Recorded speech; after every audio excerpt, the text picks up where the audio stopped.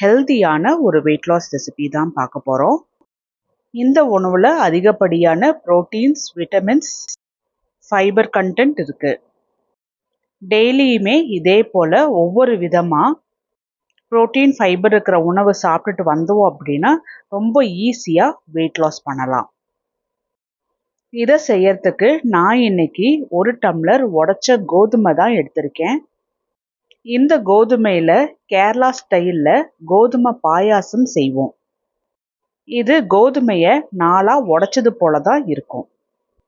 இதில் fiber, protein, vitamin B, vitamin E, magnesium, iron, carbohydrates இருக்குது. அதே டம்ளரில் 1 டம்ளர் தோலோடவே உளுந்து எடுத்துக்கிறோம். உளுந்தில் அதிகப்படியான ஃபைபர் இருக்குது. அதனால நம்மளுக்கு ஜீரண சக்தி இது அதிகப்படுத்தும். கான்ஸ்டிபேஷனை தவிர்க்கலாம். அது மட்டும் இல்லாமல் கால்சியம், மெக்னீசியம், ஃபாஸ்பரஸ் இருக்கிறதுனால போன்ஸ் நல்ல ஸ்ட்ராங்காக இருக்கும். இதில் 1/4 டீஸ்பூன் அளவுக்கு வெந்தயம். வெந்தயம் உடம்புக்கு நல்லாவே குளிர்ச்சி கொடுக்கும். இது சுகர் லெவலை மேனேஜ் பண்ணுறதுக்கு ரொம்பவே ஹெல்ப்ஃபுல்லாக இருக்கும். பால் கொடுக்கும் தாய்மார்களுக்கு நல்லாவே பிரெஸ்ட் மில்க் செக்ரீட் ஆகும். 4லிருந்து 5 முறை இதை நல்லா கழுவிட்டு குறைஞ்சது ஒரு 6 மணி நேரம் ஊற வச்சுக்கலாம். நான் காலையில் இது போல் வாஷ் பண்ணிவிட்டு ஊற வச்சேன். நைட் 8 மணிக்கு நான் இதை அரைச்சி எடுக்க போகிறேன். தண்ணியிலிருந்து வடித்து எடுத்து இதை மிக்ஸி ஜாருக்கு ட்ரான்ஸ்ஃபர் பண்ணிவிட்டு தேவையான அளவுக்கு கல்லுப்பும் கொஞ்சமாக தண்ணியும் சேர்த்தி நல்லா நைஸாக அரைச்சி எடுத்துகிட்டு வந்துட போகிறேன். நல்லா ஊற வச்சிருக்கறனால நல்லா ஸ்மூத்தாக க்ரீமியாக அரைச்சி வரும். ஏன்னா உளுந்தும் சேர்த்திருக்கோம், உடைச்ச கோதுமையும் சேர்த்திருக்கோம். இது ரெண்டுமே நல்ல ஒரு ஸ்மூத்தி கன்சிஸ்டன்சி கொடுக்கும். அடுத்த நாள் காலையில் 8 மணிக்கு நல்லாவே புளிச்சு வந்திருக்கு. உளுந்தாக இருக்கட்டும், உடைச்ச கோதுமையாக இருக்கட்டும், இது நல்ல ஒரு வழுவழுப்பு தன்மை உள்ளது. அதனால ஒன்றுக்கொன்று நல்லா புஷ்ஷுன்னு பொங்கி வந்திருக்கு. இதில் இப்போ தேவையான அளவுக்கு தண்ணி ஊற்றி இட்லி மாவு பதத்துக்கு நல்லா கலந்து எடுத்துக்கணும். என்னதான் நம்ம தண்ணி ஊற்றினாலுமே இதோட அந்த பிசுபிசுப்பு தன்மையும் அந்த புஷ்ஷுன்னு இருக்கிற தன்மையும் மாறாது. கலந்துட்டாச்சு. இட்லி பிளேட்டில் கொஞ்சமாக எண்ணெய் ஊற்றி எல்லா குழிக்குள்ளையுமே தடவி விட்டுடலாம். ஒவ்வொரு குழிக்குள்ளையுமே தேவையான அளவுக்கு மாவை ஊற்றி விட்டுருவோம்.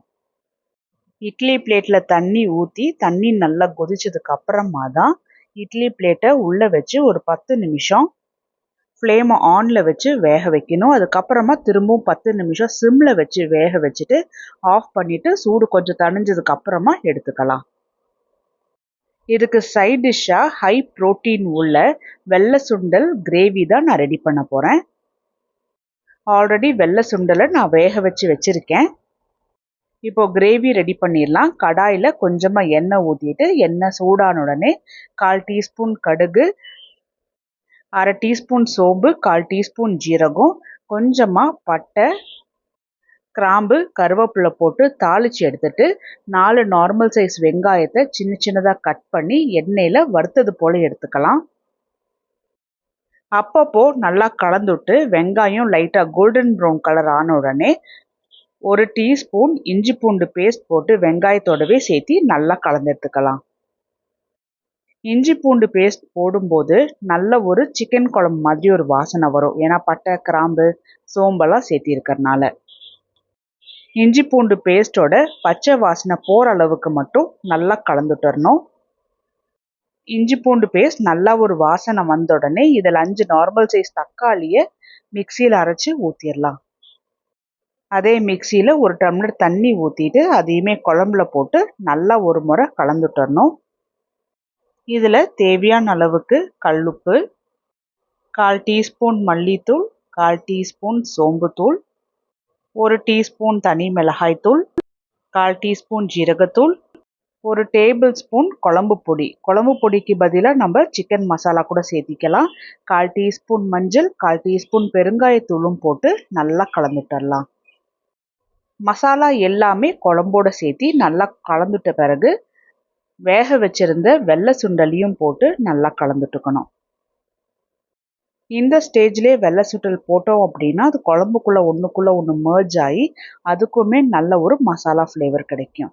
இப்போ மூடி வச்சு மீடியம் டு ஹை ஃப்ளேமில் ஒரு 20 மினிட்ஸ்க்கு நல்லா கொதிக்க வச்சு எடுத்துடணும். அப்போ தான் தக்காளி மசாலாவோட பச்சை வாசனை எல்லாமே போயிட்டு நல்ல ஒரு மணம் வரும். இதை ஒரு முறை நல்லா கலந்துட்டுட்டு சின்ன சின்னதாக கட் பண்ணி வச்சுருந்த மல்லி இலையை சேர்த்தி நல்லா கலந்துட்டுக்கலாம்.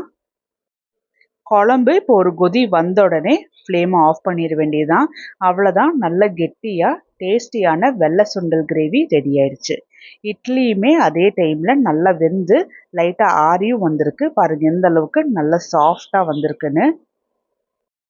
டெய்லி ஒரே மாதிரி உணவு சாப்பிடாம இது போல் கொஞ்சம் விதவிதமாக அரிசி சேர்த்தாம சாப்பிட்டுட்டு வரும்போது ரொம்ப ஈஸியாக வெயிட் லாஸ் ஆகும். அதே சமயத்தில் ஹெல்த்தியாகவும் இருக்கலாம்.